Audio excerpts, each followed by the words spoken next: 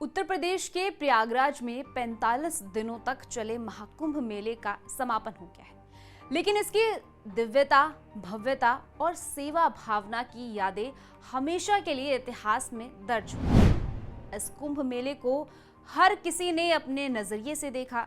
जैसे कि सीएम योगी ने कहा, महाकुंभ में जब भगदड़ हुई तो उसको भी हर किसी ने अपने नजरिए से देखा और कईयों ने तो उसको लेकर सरकार की खूब आलोचना भी की।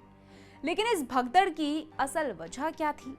कैसे सीएम योगी ने एक वक्त में 2 से 3 करोड़ श्रद्धालुओं को मैनेज किया? एक एक बात आज सीएम योगी आदित्यनाथ ने बताई है। वीडियो में आपको विस्तार से बताएंगे कि आखिर क्या है महाकुंभ में भगदड़ का वो राज जिसे योगी ने खोल दिया। लेकिन उससे पहले आप आयुन भारत को सब्सक्राइब कर लीजिए। स्वागत है आपका, मेरा नाम तान्या अधिकारी। 13 जनवरी से शुरू हुए महाकुंभ में 66 करोड़ से ज्यादा श्रद्धालुओं ने पवित्र संगम में आस्था की डुबकी लगाई। भारत ही नहीं, विदेशों से भी लोग प्रयागराज आए।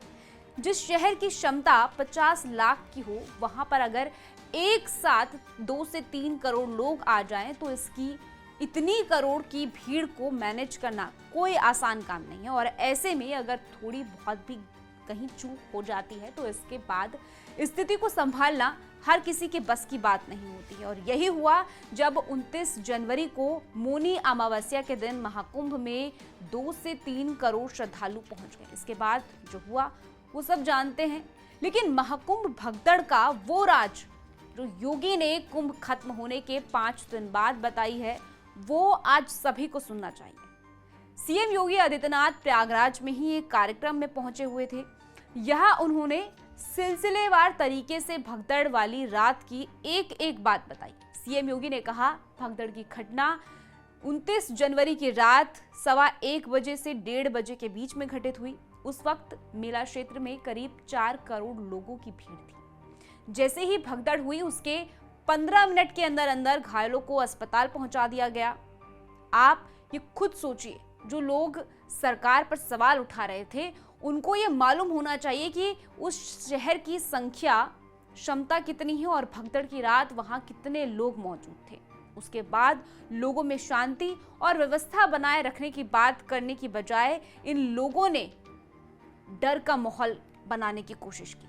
यही बात योगी ने कही। जिस शहर की क्षमता 25 लाख लोगों की है, वहां 2.5 से 3 करोड़ लोग गए थे। इसमें बगल के जिलों में पार्किंग एरिया में 2 लाख से ज्यादा गाड़ियों को खड़ा करने की व्यवस्था थी। अगल बगल के सभी जिलों में हम लोगों ने 2 से 3 करोड़ लोगों को रोक रखा था। योगी ने यह भी बताया कि भगदड़ के बाद स्थिति और खराब ना हो जाए, इसके लिए उन्होंने किस तरह से सब कुछ मैनेज किया। सीएम ने कहा कि उन्होंने सभी अखाड़ों से अनुरोध किया कि स्नान को स्थगित करना पड़ेगा। उस वक्त प्रयागराज सिटी और मेला क्षेत्र में 8 करोड़ लोग मौजूद थे, लेकिन मजबूती से उस चुनौती को सरकार ने लिया और घटना को हाईलाइट नहीं होने दिया, क्योंकि वहां पैनिक का माहौल बन जाता। अब आप सोचिए, कहां शहर जहां 25 लाख लोगों के ठहरने की व्यवस्था हो, वहां करोड़ों की भीड़ अगर एकजुट हो जाए तो कितना मुश्किल हो जाएगा उस भीड़ को कंट्रोल करने में। महाकुंभ में घटना भगदड़ मच गई थी, लोगों को अपनी जान गंवानी पड़ी, लेकिन इन सब के बावजूद लोगों में कुंभ मेले को लेकर श्रद्धा और आस्था कभी भी कम नहीं है। ये दिखाता है कि वो करोड़ों श्रद्धालु जो महाकुंभ गए थे, उनको योगी सरकार पर पूरा भरोसा था। इस पूरी स्टोरी को लेकर आपकी क्या कुछ राय है, कमेंट सेक्शन में जरूर बताइएगा। बाकी इसी तरह की खबरों के लिए आप जुड़े रहिए आयुन भारत।